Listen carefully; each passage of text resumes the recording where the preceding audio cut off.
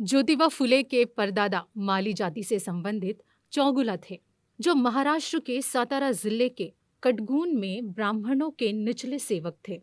उन्हें तरह तरह से गंदे काम सौंपे जाते थे। एक दिन उनकी एक ब्राह्मण कुलकर्णी, जो गांव में अधिकारी हुआ करता था, उनके साथ झड़प हुई। ब्राह्मण कुलकर्णी ज्योतिबा के परदादा को परेशान करता था और उसने उनके जीवन को बदतर बना दिया था। उनका गांव में शांति से रहना असंभव हो गया था। एक रात उन्होंने ब्राह्मण कुलकर्णी को मार दिया और पूना जिले में जाकर बस गए। तो क्या हम कह सकते हैं कि ज्योतिबा फुले के खून में अन्याय के खिलाफ बगावत थी? मैं इसे आपको तय करने के लिए छोड़ देती हूँ। अगर ज्योतिबा फुले का जन्म नहीं होता तो क्या डॉक्टर अंबेडकर का उत्थान संभव होता? शायद होता, परंतु ज्योतिबा फुले ने अंबेडकर की गतिविधियों को फलने फूलने की जमीन जरूर तैयार कर दी थी।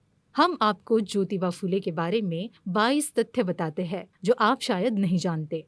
ज्योतिबा फुले मुश्किल से 1 वर्ष के थे जब उनकी मां का निधन हुआ। उनका पालन पोषण उनके पिता ने किया। वह थॉमस पाइन के विचारों से बहुत प्रभावित थे। उन्होंने पाइन की प्रसिद्ध पुस्तक द राइट्स ऑफ मैन में बहुत दिलचस्पी दिखाई थी। ज्योतिबा फुले ने अपनी पत्नी को पढ़ाया और 22 साल की उम्र तक अछूतों के लिए स्कूल शुरू कर दिए थे। 1849 में जब वह 22 साल के थे, उन्होंने शूद्रों को शिक्षित करने की शपथ के कारण अपनी पत्नी के साथ घर छोड़ दिया था। 22 साल की उम्र में वह न सिर्फ पुणे बल्कि लंदन तक में एक प्रसिद्ध हस्ती बन गए थे। कोर्ट ऑफ डायरेक्टर्स लंदन ने उनके काम को स्वीकार किया था। ज्योतिबा फुले ने ब्रिटिश सरकार द्वारा दक्षिणा में ब्राह्मणों को दिए जाने वाले धन की प्रथा का विरोध किया था। 1848-49 में दक्षिणा में दी जाने वाली राशि रुपए 4000 के आसपास थी। 22 साल के ज्योतिबा फुले ने इस प्रथा के खिलाफ खड़े होकर यह मांग की कि अछूतों की शिक्षा के लिए इस धन को आवंटित किया जाना चाहिए। उस समय के ब्राह्मण पहले से ही नाराज थे कि ब्रिटिश सरकार ने उन्हें कम राशि दी है और अब 22 साल का शूद्र भी उन्हें चुनौती दे रहा था। अब तक किसी ने भी ब्राह्मणों को उनके प्रभुत्व के लिए चुनौती नहीं दी थी। अंत में ब्रिटिश सरकार ने शिक्षा के लिए उस दक्षिणा का एक हिस्सा अछूतों के लिए आवंटित किया। इसे अछूतों की शिक्षा के लिए पहली आर्थिक मदद कही जा सकती है। 1854 में ज्योतिबा फुले एक अंशकालिक शिक्षक के रूप में एक स्कॉटिश स्कूल में काम करने लगे।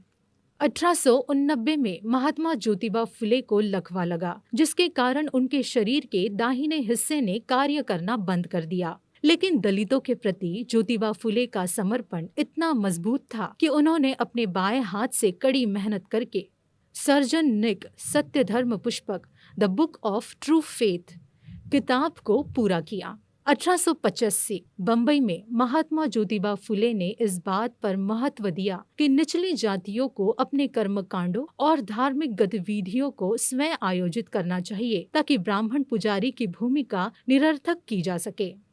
ज्योतिबा फुले ब्राह्मणवाद के खिलाफ थे और वेदों को बेकार की कल्पनाएं, बड़ी बेतुकी किंवदंतियां और साथ ही एक झूठी चेतना का रूप भी मानते थे। ब्राह्मणों ने 1856 में महात्मा ज्योतिराव फुले को मारने का प्रयास किया क्योंकि ब्राह्मण नहीं चाहते थे कि फुले बहुजनों को शिक्षा दें। 11 मई 1888 इस दिन ज्योतिबा फुले को मुंबई में मुंबई देशस्थ मराठा ज्ञान धर्म संस्था में महात्मा की उपाधि दी गई थी। 5 फरवरी 1852 इस दिन महात्मा ज्योतिबा फुले ने अपने शिक्षण संस्थानों के लिए सरकार से आर्थिक सहायता की मांग करी थी। अछूतों और लड़कियों के लिए पहले स्कूलों की शुरुआत फुले दंपत्ति ने की थी। भीड़ेवाड़ा पुणे महात्मा ज्योतिबा फुले और सावित्रीबाई फुले द्वारा लड़कियों के लिए भारत का पहला स्कूल 1 जनवरी 1848 को शुरू किया था। ऐसे समय में जब अछूतों की छाया को अपवित्र माना जाता था, जब लोग प्यासे अछूतों को पानी देने के लिए तैयार नहीं थे, अछूतों के उपयोग के लिए सावित्रीबाई फुले और महात्मा ज्योतिबा फुले ने अपने घर में कुआं खुलवाया था। 28 जनवरी 1853 फुले दंपत्ति द्वारा भारत के पहले शिशु निषेध घर की शुरुआत की गई।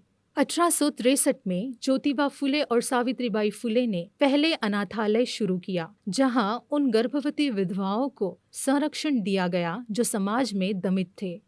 ज्योतिबा फुले ने पोवड़ा छत्रपति शिवाजी भोसले को 1 जून 1800 1969 और गुलामगिरी को 1 जून 1873 में प्रकाशित किया।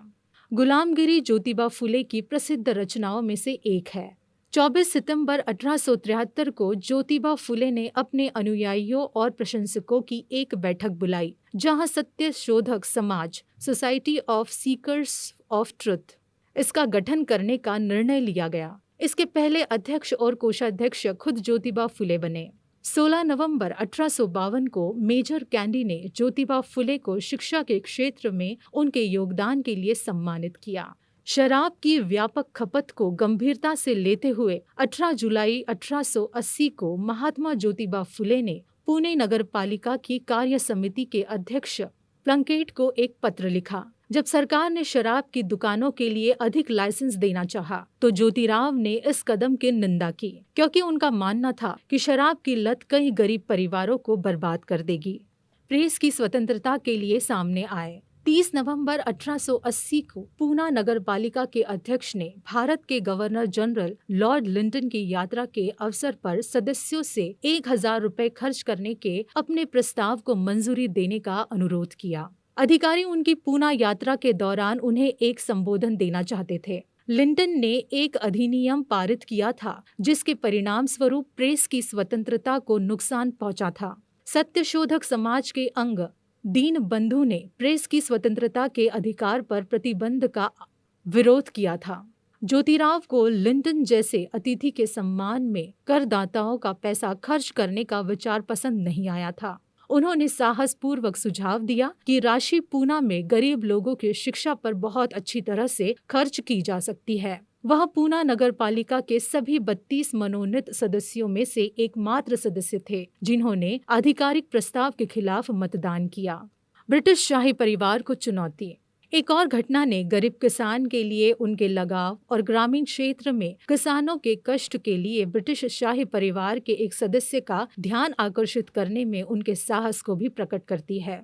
2 मार्च 1888 को ज्योतिराव के एक मित्र हरिराव जी चिपलूनकर ने ड्यूक और डचेस ऑफ कैनॉट के सम्मान में एक समारोह आयोजित किया। एक किसान की तरह कपड़े पहने ज्योतिराव ने समारोह में भाग लिया और भाषण दिया। उन्होंने उन अमीर आमंत्रितों पर टिप्पणी की जो हीरे जड़ित आभूषण पहनकर अपनी संपत्ति का प्रदर्शन कर रहे थे, और आने वाले गणमान्य लोगों को चेतावनी दी कि जो लोग वहां एकत्र हुए थे वे भारत के प्रतिनिधित्व नहीं करते थे। अगर ड्यूक ऑफ कैनॉट वास्तव में इंग्लैंड की महारानी के भारतीय विषयों की स्थिति का पता लगाने में रुचि रखते थे, तो ज्योतिराव ने सुझाव दिया कि उन्हें कुछ आसपास के गांवों के साथ साथ अछूतों के कब्जे वाले शहर के इलाकों का दौरा करना चाहिए। उन्होंने डॉग ऑफ कैनॉट से अनुरोध किया, जो रानी विक्टोरिया के पोते थे, कि उनका संदेश रानी तक पहुंचाया जाए और गरीब लोगों को शिक्षा प्रदान करने के लिए एक मजबूत दलील पेश की। ज्योतिबा फुले के भाषण ने काफी हलचल मचाई थी।